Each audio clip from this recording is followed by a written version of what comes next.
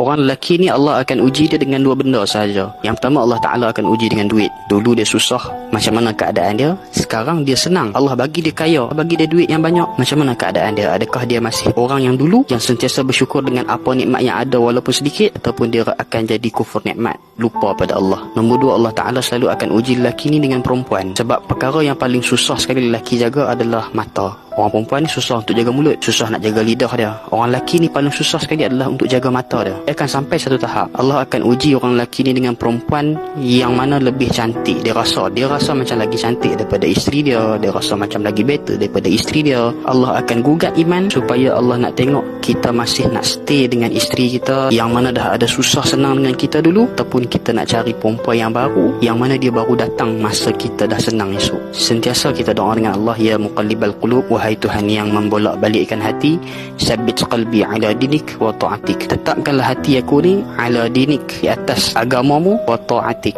taat aku kepadamu. Tak minta Allah Ta'ala jauhkan kita daripada benda yang tak baik. Allah sentiasa bagi kita rasa cukup dengan apa yang ada, kita akan jadi the better person insyaAllah.